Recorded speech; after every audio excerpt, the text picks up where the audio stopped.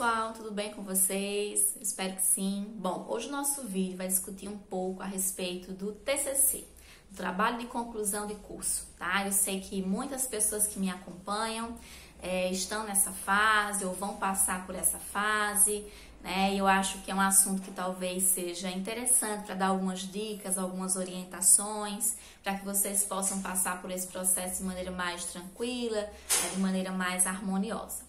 Mas antes, eu peço que você se inscreva no canal, se você não é inscrito, que curta esse vídeo e compartilhe com seus amigos, por favor. Isso nos ajuda muito a fazer crescer o nosso trabalho aqui no YouTube, tá? Também te convido a me seguir no Instagram, @tianaborba_servicosocial. Se você não me segue lá, me siga. Lá a gente faz muitas lives, muito conteúdo exclusivo só para o Instagram. Só quem tem acesso é quem nos segue lá, então nos siga também lá, por favor. Mas vamos lá, gente. O TCC, o momento de finalização, né, do processo de graduação, é um processo que naturalmente gera dúvidas, preocupações, ansiedades. Então a gente precisa ter calma primeiro e estruturar as situações. Vejam, quando se chega num TCC, numa monografia, num trabalho de conclusão de curso, pressupõe-se que você já tem um certo acúmulo para construir esse trabalho. Então, primeiro fique tranquilo, né? Você vai dar conta do processo, né? Não há possibilidade de não dar conta, você vai dar, tá? Quando a gente fala em TCC, primeiro a gente tem que pensar no objeto de estudo que a gente vai se debruçar. Então, primeiro você precisa saber qual é o seu objeto de estudo, é achar. E eu sei que não é uma tarefa fácil, né? Mas não é uma tarefa impossível, né? O objeto de estudo precisa se pautar em uma situação que você tenha muito interesse científico investigativo, que seja uma coisa que você queira muito estudar, que desperte a sua paixão. Por quê? Porque você vai passar, né, um tempo, né, relativamente longo, se debruçando sobre esse assunto e estudando. Então, se não for uma coisa do seu agrado, uma coisa que gere em você, né, curiosidade, satisfação, o processo pode ser mais difícil, pode ser doloroso. Então, procure estudar uma coisa que você gosta, que você já tem facilidade. Por exemplo, digamos que no âmbito da graduação, você sempre teve muita facilidade com política social ou com fundamentos. Enfim, fundamentos. Você sempre gostou muito de fundamentos, você sempre tirou notas boas, você sempre teve facilidade. Então, talvez seja interessante pensar em um objeto de estudo, né, que converse com os fundamentos, porque é uma coisa que você já tem facilidade. Agora, digamos que você sempre teve facilidade em política social, mas aí no seu TCC você decide estudar questão social. Então, vai ser mais difícil, porque você escolheu um objeto de estudo que você não tem tanta facilidade. Então, primeiro, escolher alguma coisa que você verdadeiramente goste, que você verdadeiramente se interesse. Segundo, uma situação que você já tenha facilidade, que você já tenha uma compreensão.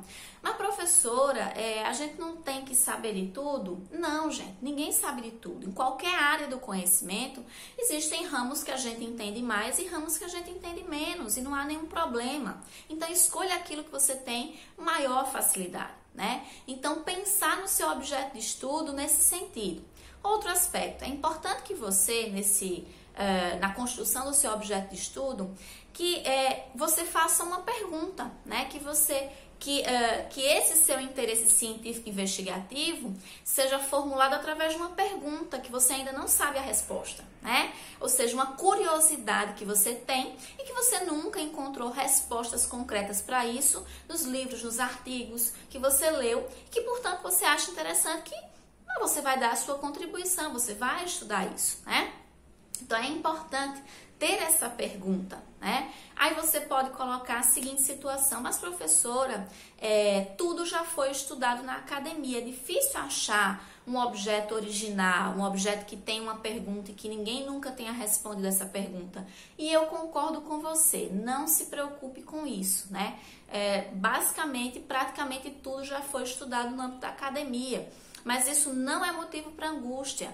Por quê? Você pode estudar uma situação semelhante ao que outra pessoa estudou, mas o seu olhar sempre será diferente do de outra pessoa, né? Por isso que existem tantos estudos que muitas vezes são parecidos, mas que são de uma extrema relevância, validade teórico-metodológica, porque o prisma que fulano vai dar, Maria, X vai dar, é diferente do prisma que você vai dar. E a academia quer ver o seu olhar, o seu prisma, né? A sua análise. Então é importante que você pense. Normalmente, no serviço social, o objeto de estudo, ele advém da experiência do estágio, né? Depois de ter passado pelo estágio, normalmente, né, depois vão surgindo as perguntas, vão surgindo aí os caminhos para desenhar o seu objeto de estudo. Por quê? Porque o estágio é o momento onde o estudante ele vai se aproximar do real. É de fato o momento onde o estudante vai mergulhar, vai entrar em contato com o real. E quando ele mergulha, ele entra em contato com esse real, é claro que as curiosidades, né, o interesse científico investigativo, as problemáticas do cotidiano do campo de estágio vão despertando para esse interesse em estudar alguma situação no seu TCC. Então, normalmente acontece assim. Então, fique atento nas situações, né, que você vivenciou no seu estágio. Mas, professora, eu tenho que fazer o meu objeto, construir o meu objeto de estudo do TCC com base no estágio? Não, não é obrigatório. Né? Você pode fazer uma coisa que não tenha nada a ver com o seu estágio, mas normalmente o estágio facilita, né, o processo. O estágio realmente facilita para despertar esse interesse, né, para você construir o seu objeto.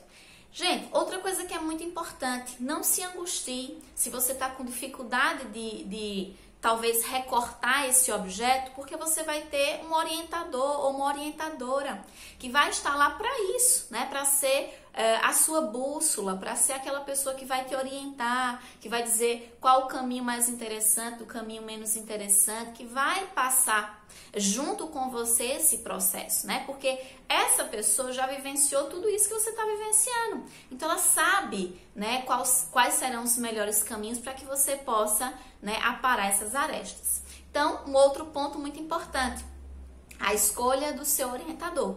Né? É muito importante que você escolha um orientador que, primeiro, discuta aquilo que você quer discutir, né? E que vocês tenham afinidade. Isso é muito importante.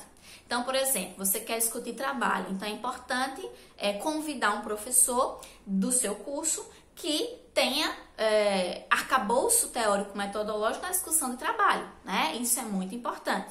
Mas que você também tenha afinidade, né? Porque vai ser um processo muito juntinho, né? É um processo cansativo, por vezes desgastante, né? Então é importante que vocês tenham afinidade para que o processo seja bom para ambos, né? Isso é uma situação que vocês precisam prestar bem atenção, tá? Para que o processo flua melhor, tá? Depois, você junto com o seu orientador vai recortar esse objeto, né? Porque a gente não dá conta de tudo, né? Por exemplo, ninguém dá conta de estudar as expressões da questão social no mundo. É muita coisa, então a gente vai precisar recortar. E você, junto com o seu orientador, vai recortar esse objeto para que você possa estudar. Feito isso, né? Enfim, escolhido o seu objeto de estudo, escolhido o seu orientador, muito provavelmente você, junto com o seu orientador, vão fazer o levantamento bibliográfico, né?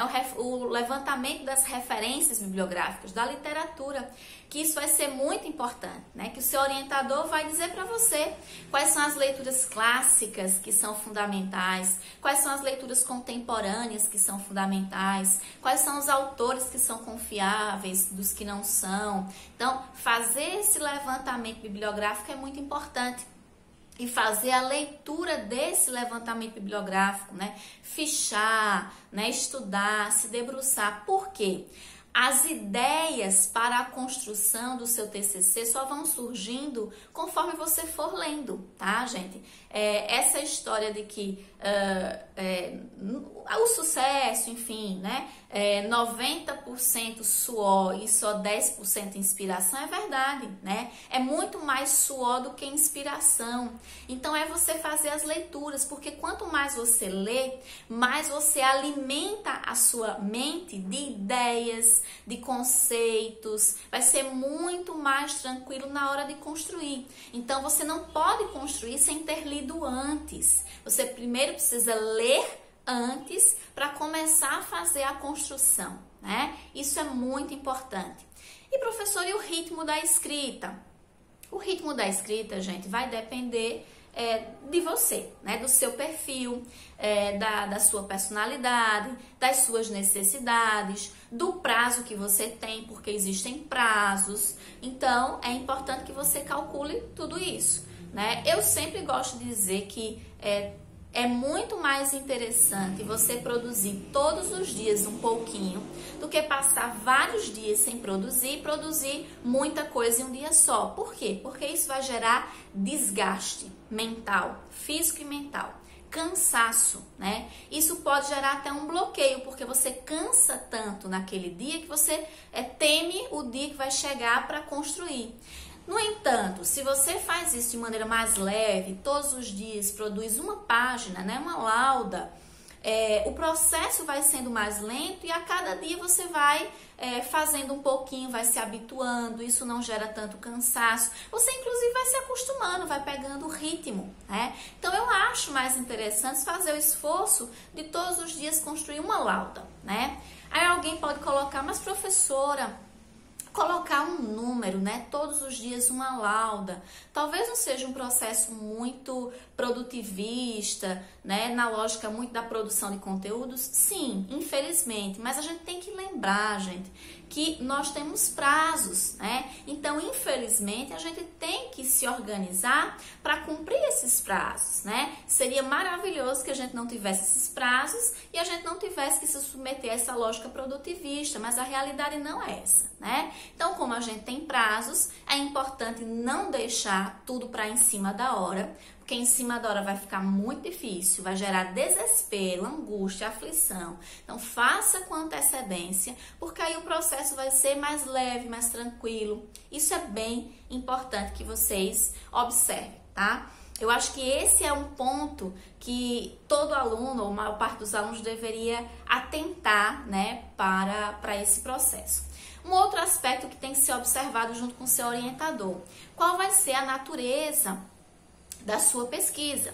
Vai ser uma pesquisa bibliográfica? Vai ser uma pesquisa documental? Vai ser uma pesquisa de campo? Você tem que pensar isso junto com o seu orientador, né? O que é que você gosta mais, né? O que é que você tem mais perfil? E o que é que você tem tempo, tá, gente? Também é importante observar aquilo que você dá conta. Não adianta, por exemplo, você se propor a fazer uma pesquisa de campo que demanda muito, né? Que vai precisar que você faça um projeto de pesquisa, submeta a um comitê de ética, após a aprovação vai fazer a pesquisa, analisar os dados, tabular dados, que é um processo realmente bem burocrático e desgastante. Se você, por exemplo, trabalha o dia todo, então se você trabalha o dia todo e estuda à noite, muito provavelmente uma pesquisa de campo vai ser demais para você. Então talvez seja mais interessante uma pesquisa bibliográfica, uma pesquisa documental. Mas se você gosta da pesquisa de campo e você tem tempo, você diz, professor, eu quero fazer, ótimo.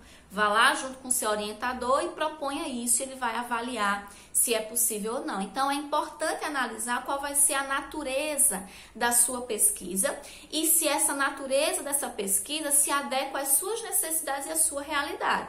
É importante tudo ser ajustado à sua realidade, aquilo que você dispõe, né? Feito isso, você vai para a construção, né, do seu trabalho, né? E aí vem os capítulos, vem a introdução, a metodologia, né? Todo o processo, né? Isso aí o seu orientador, ele vai orientar com certeza de maneira muito tranquila, né? Eu espero que seja um processo tranquilo. No serviço social, né, cada professor vai ter a sua metodologia, como é que ele faz o processo de orientação. Normalmente, eu oriento os alunos à construção, se for uma pesquisa bibliográfica, né, o documental, pelos capítulos, né? Depois a gente vai para a introdução e as considerações finais, porque a gente não pode introduzir nem considerar nada que a gente não produziu, né? Na metodologia é importante que você preste atenção, né, nessa divisão, né, conceitual do seu trabalho, né? E aí o seu orientador vai traçar os caminhos que é interessante para você. Mas eu acho que basicamente, né, de maneira geral, são essas as diquinhas que eu dou para que vocês possam construir, né, o trabalho de conclusão de curso de vocês, né? Acho que são bons caminhos. Dizer que eu sei que é um momento de tensão, que é um momento de estresse, mas tentem pelo menos manter a calma. Façam tudo com antecedência, não deixe nada para em cima da hora, porque isso gera uma carga de tensão e estresse desnecessário, né? Se planeje para que o processo possa ser, né, o mais suave, o mais produtivo do mundo. Muitos alunos têm muito medo, depois de construir o trabalho, da hora da banca, né, da defesa. Gente, é importante que vocês tentem enxergar isso como um processo natural da academia, tá? A banca, ela existe para apontar os aspectos positivos e os aspectos negativos que o trabalho tem. Todo trabalho tem aspectos positivos e negativos. Pode ser um TCC, pode ser uma tese de doutorado, né? Tem. Então, é natural. Em qualquer banca, os examinadores, eles vão colocar aquilo que foi bacana, que foi construído, que foi interessante, mas também vão pontuar os aspectos que precisam ser melhorados, né? Alguns equívocos, alguns ajustes. Por quê? Em qualquer trabalho, sempre passam situações despercebidas, tanto pelo aluno quanto pelo orientador, é natural, né? Um terceiro, um quarto olhar vem para enriquecer o seu trabalho. Então, vá para a sua defesa com tranquilidade e já sabendo que faz parte do protocolo acadêmico que a banca coloca os aspectos positivos e negativos, isso faz parte, né? Isso não desmerece o seu trabalho em momento nenhum, isso é do ritual acadêmico. Né? Isso, se você for para uma tese, para uma defesa de tese de doutorado, vai ter, né? Então é natural o processo. Então vá com tranquilidade, né? Se o seu trabalho foi feito por você, teve um orientador que apontou os caminhos, o orientador está lá também para lhe dar esse apoio, para lhe defender, né? O seu trabalho foi seu, né? Muito cuidado, tá, gente? Tudo que vocês fizerem no decorrer do trabalho, que foi leituras de outros trabalhos, faça referência, né? Tenha muito cuidado com o plágio, pelo amor de Deus. Isso é a única coisa que realmente eu acho que tem que ter realmente muito cuidado. Plágio, reprove com razão, né? Porque o plágio é você roubar, não tem outra palavra, né? Você roubar a ideia, né? Enfim, né, o conteúdo, a construção acadêmica de outra pessoa, né? É você roubar a propriedade intelectual de outra pessoa. Então, muito cuidado com o plágio, tá? Tudo que você utilizou, você vai citar, né? Você vai colocar lá na citação e nas referências bibliográficas. Feito isso, tranquilo, você vai para a sua banca, o seu trabalho foi você que fez, não tem plágio nenhum. Os equívocos são naturais, sobretudo para um aluno de graduação. A banca sabe disso. A banca sabe que você está numa graduação, então a exigência vai ser compatível com a graduação. Então vá tranquilo, que eu tenho certeza que o processo vai dar muito certo. E eu estou aqui na torcida para que vocês tenham muito êxito na construção dos TCCs de vocês, tá bom? Então, espero que esse vídeo tenha sido útil. Se foi útil, por favor, comente aqui nos comentários, por gentileza. Um beijo grande e até os nossos próximos vídeos.